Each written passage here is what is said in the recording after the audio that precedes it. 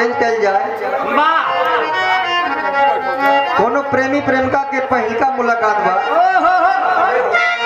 प्रेमी कहा था प्रेमिका से कौन भाव में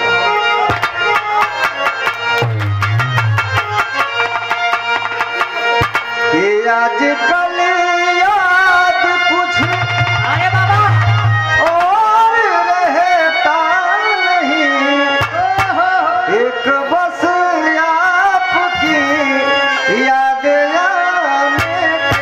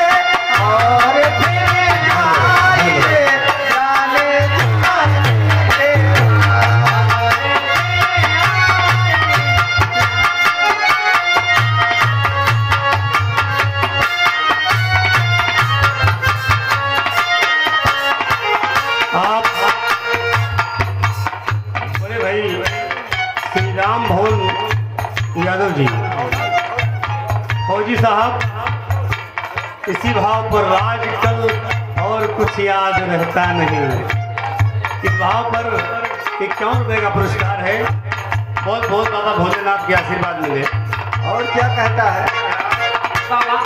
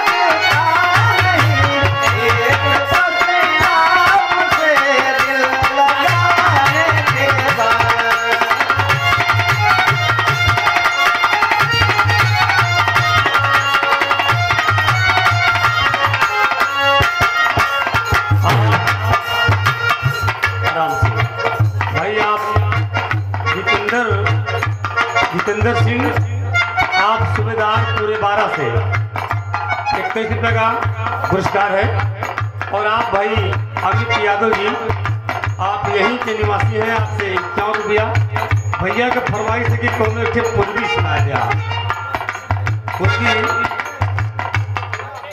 पूर्वी के भाव हमारे बाल गोविंद ग्वाला जी से सुना।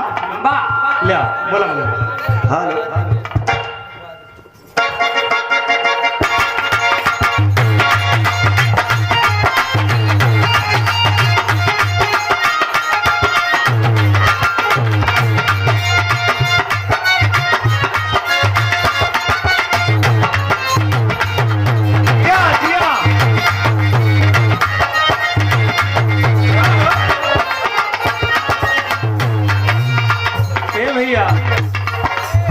अब भैया लोग बड़ा फरमाइश करें।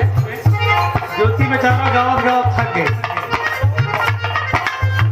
कई भाई के भैया का नंबर दिया। ये हमारे मास्टर बजाओ में भोजपुरी के भावा।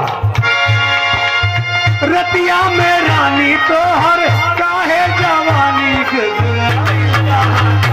रतिया में रानी तो हर काहे जवानी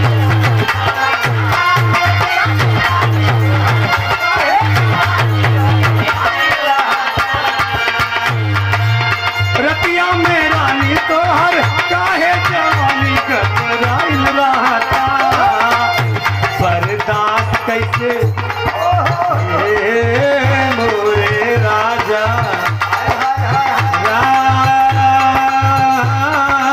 राजा बर्दाश्त कैसे करिए बनम जी की मौत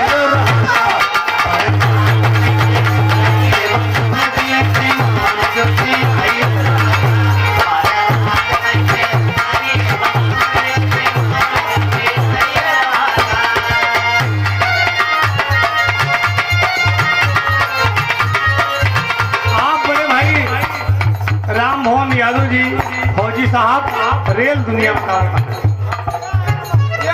जंग बहादुर जी है आप रेलवे से और राम मोहन यादव जी एयरफोर्स से बहुत बहुत पुरस्कार है।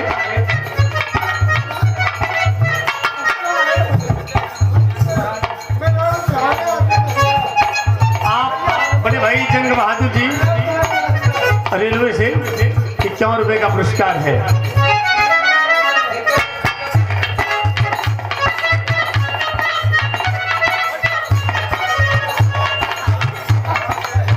देखा बड़ी बड़ी गीत बा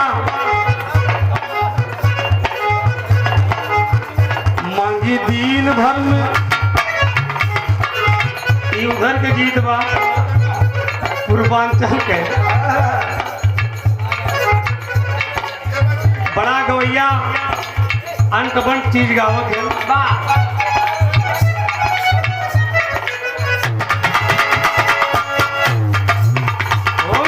सजना संवरना है किसका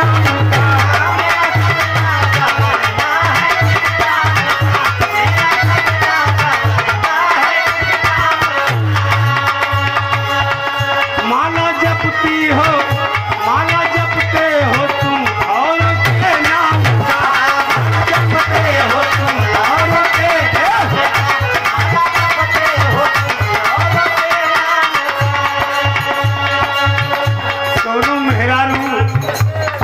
अपने मर्द से बोला था ए भैया आपन लड़का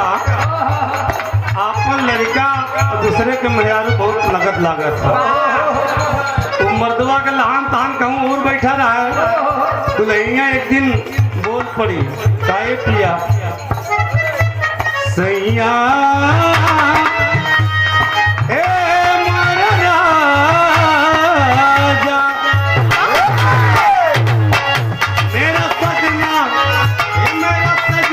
संवरना है किसका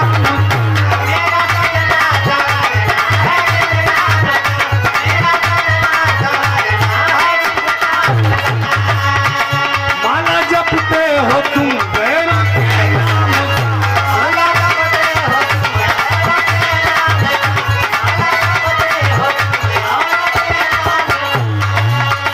बीबी हूँ तो बीबी की कदर होगी क्या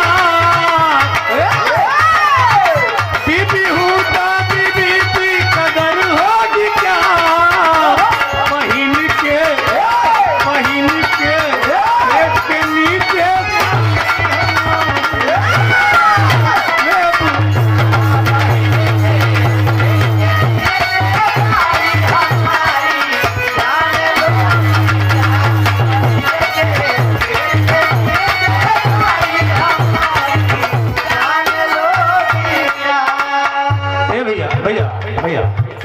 भैया बैठा बैठा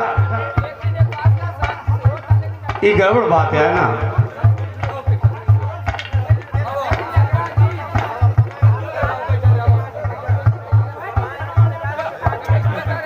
ए भैया